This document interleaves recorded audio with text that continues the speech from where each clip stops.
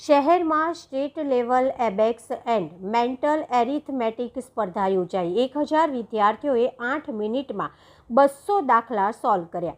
શહેરમાં Cubitic educate private limited Bangalore સ્થિત abacus training programme ચલાવતી સંસ્થા દ્વારા ત્રીજી state level abacus and mental arithmetic સ્પર્ધાનું આયોજન કરાયું, જેમાં સમગ્ર ગુજરાતમાંથી 1000થી વધારે વિદ્યાર્થીઓએ ભાગ લીધો હતો. જેમાં 7 થી 14 વર્ષના બાળકોએ 8 મિનિટમાં સરવાળા, બાદબાકી, ગુણાકાર અને ભાગાકારના 200 દાખલાઓ સોલ્વ કર્યા હતા. આ સ્પર્ધામાં મુખ્ય અતિથિ તરીકે વીર નર્મદ દક્ષિણ ગુજરાત યુનિવર્સિટી સુરતના પૂર્વ કુલપતિ વિનોદ કોઠારી અને MS યુનિવર્સિટીની આર્ટ્સ ફેકલ્ટીના ડીન ડૉક્ટર કલ્પના ગવલી ખાસ ઉપસ્થિત રહ્યા હતા. સ્પર્ધા વિશે માહિતી આપતા ક્યુબિટિક એજ્યુટેક પ્રાઇવેટ લિમિટેડના ડાયરેક્ટર જગદીશ પટેલે જણાવ્યું હતું કે એજ્યુકેશનમાંથી થતી વિવિધ સ્પર્ધાઓમાં કોમ્પિટિશનને સૌથી મુશ્કેલ ગણવામાં આવે છે. 8 મિનિટ જેટલા ઓછા સમયમાં 200 દાખલા સોલ્વ કરવા માટે બાળકોમાં એકાગ્રતા, speed, accuracy, time management, memory, recalling જેવા દરેક પાસાઓની જરૂર પડે છે, જેના માટે બાળકો છેલ્લા 1 મહિનાથી મહેનત કરતા હતા. આ સ્પર્ધામાં ભાગ લીધેલા 1000થી વધારે વિદ્યાર્થીઓમાંથી વિવિધ કેટેગરીમાં 200થી વધારે વિદ્યાર્થીઓને ટ્રોફી આપીને સન્માનિત કરવામાં આવ્યા હતા. બાળકોના મગજના સર્વાંગી વિકાસ માટે એબેક્સ ટ્રેનિંગ પ્રોગ્રામ ચલાવતી બેંગ્લોર બેઝડ સંસ્થાના હાલ ભારતમાં 100થી વધુ સેન્ટર કાર્યરત છે. It's good. બાળકોનો જે અત્યારે રાષ્ટ્રીય શિક્ષણ નીતિમાં એ કહ્યું છે કે reasoning ability, creativity, critical thinking આ બધું વધારવું જોઈએ. એ સંદર્ભમાં આ પ્રોગ્રામ સારો છે કે વિદ્યાર્થીઓને સારી રીતે ટ્રેનિંગ આપે છે અને once you are good in mathematics પછી તો you can grasp anything, no problem. એટલે આઈ એપ્રિશિએટ ધીસ. આજના જમાનામાં છોકરાઓ કેલ્ક્યુલેટરને મોબાઈલ પર રમતા હોય છે અને આજે કોમ્પિટિશન છે થોડી અલગ છે, શું કહેશો? હવે એ કલ્ચરમાંથી આપણે બહાર ગ્રેજ્યુઅલી આવવું જોઈએ. મોબાઈલના 2 પ્રકારના ઉપયોગ થઈ શકે, એમાં પણ ઘણી બધી સારી બાબતો છે, પણ હવે એનું ઓરિએન્ટેશન નથી. ક્યાંક મા બાપ વધારે બિઝી છે, બાળકોએ વધારે બિઝી થઈ ગયા છે, એટલે એમાંથી બહાર આવવું જોઈએ. દેટ ઇઝ નેસેસરી અને આ પ્રકારની પ્રવૃત્તિઓ તરફ આપણે ડાયવર્ટ થવું જોઈએ. માતા પિતાને સંદેશો કે બાળકનો જે પ્રકારનો એટીટ્યૂડ અને એપ્ટિટ્યૂડ હોય ને ત્યાં જ એમને જવું જોઈએ. એને પરાણે બીજે કોઈ જગ્યાએ ધકેલવા ના જોઈએ. અત્યારે ગુજરાતની અંદર પણ એવા એપ્ટિટ્યૂડ માપવાના જે ટેસ્ટ છે એ નથી થતા. બાળકનો એપ્ટિટ્યૂડ ક્યાં છે, એનો ઇન્ટરેસ્ટ ક્યાં છે એ જોવું જોઈએ. એટલે મા બાપને એટલો જ સંદેશો કે બીજે ક્યાંક ધકેલી ન દેવા, પણ એપ્ટિટ્યૂડ અને એટીટ્યૂડ જોવું. મારું નામ રમેશ કોઠારી, પૂર્વ કુલપતિ, વીર નર્મદ દક્ષિણ ગુજરાત યુનિવર્સિટી સુરત. આ કોમ્પિટિશન ક્યુબિટિક એજ્યુટેક પ્રાઇવેટ લિમિટેડ દ્વારા ગુજરાતની સ્ટેટ લેવલ કોમ્પિટિશનનું આયોજન હતું. આ કોમ્પિટિશન્સનો પર્પઝ એ હતો કે બાળકને એક એવું મોટું પ્લેટફોર્મ આપવું કે જેને લઈને એનો કોન્ફિડન્સ ગ્રો થાય. બેઝિકલી વોટ વી એક્સપિરિયન્સ, અમે લોકોએ જે અનુભવ્યું છે એ મુજબ કે બાળકને મેક્સિમમ જે સ્ટડીની અંદર જે પ્રોબ્લેમ્સ થઈ રહ્યા છે it is due to the confidence.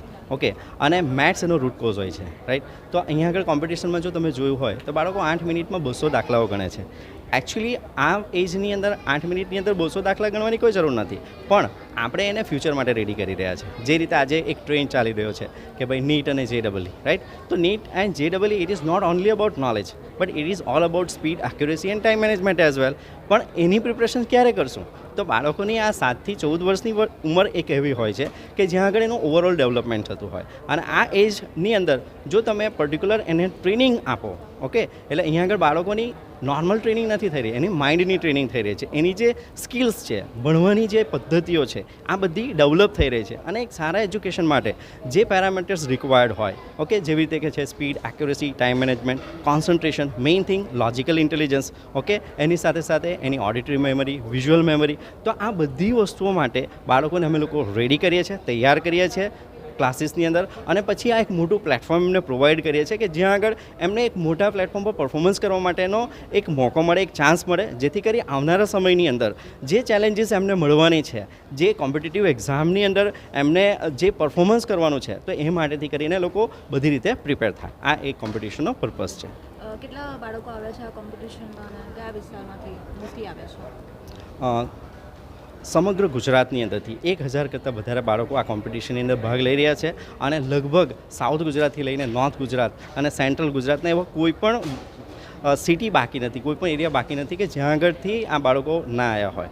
Okay, સો 1000 કરતાં વધારે બાળકો આ કોમ્પિટિશનની અંદર ભાગ લઈ રહ્યા છે. તો આ સ્ટેટ લેવલનું કોમ્પિટિશન હતું, નેક્સ્ટ નેશનલ અને ઇન્ટરનેશનલ લેવલના કોમ્પિટિશન થવાના છે. Yes, very good question.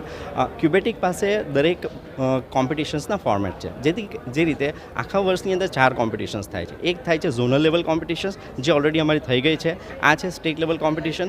ત્યાર પછી આવશે national level competition. National level competition આ વખતે જવા થઈ રહી છે નાગપુર ખાતે, જે નવેમ્બર મહિનાની અંદર થવાની છે.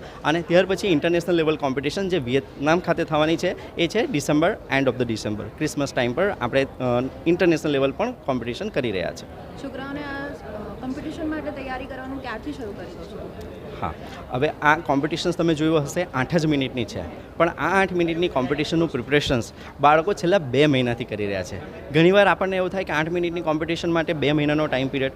અને ધ મોસ્ટ ઇમ્પોર્ટન્ટ થિંગ જે આબગસ ટ્રેનિંગ પ્રોગ્રામ જે અમારો છે ક્યુબેટિકનો, એની એ છે કે બાળકની પોતાની સાથેની કોમ્પિટિશન્સ છે. મીન્સ 2 મહિના પહેલાં એમણે જે પ્રિપરેશન સ્ટાર્ટ કર્યું હતું, તો ત્યારનું એમનું પરફોર્મન્સ અને 2 મહિના પછીનું પરફોર્મન્સમાં જમીન આસમાનનો ડિફરન્સ છે. ઓકે, અને આ એક એવી પ્લેટફોર્મ છે કે જેની અંદર બાળક પોતાની જ બિલીફ સિસ્ટમ પોતે બ્રેક કરે છે અને આવનારી ચેલેન્જની અંદર પોતે પોતાની રીતે રેડી થાય છે. કેટલા વર્ષના બાળકો કોમ્પિટિશનમાં ભાગ લે છે? આ કોમ્પિટિશન્સની અંદર 7 થી 14 વર્ષના બાળકો પાર્ટિસિપેશન્સ લઈ રહ્યા છે. Because as per us like this is the main time period કે જેમાં 7 થી 14 વર્ષની અંદર બાળકનું રિયલ ડેવલપમેન્ટ થતું હોય, અને અહીંયા આગળ જે ડેવલપમેન્ટ થાય છે it will be there till life time. Thank you. તમારો પરિચય? મારું નામ જગદીશ પટેલ. હું ક્યુબેટિક એજ્યુટેક પ્રાઇવેટ લિમિટેડ કંપનીનો મેનેજિંગ ડિરેક્ટર છું. એન્ડ એસેન્ટ માઇન્ડ સોલ્યુશન્સ જે ગુજરાતને હેન્ડલ કરે છે, એનો હું પોતે પ્રોપરાઇટર છું.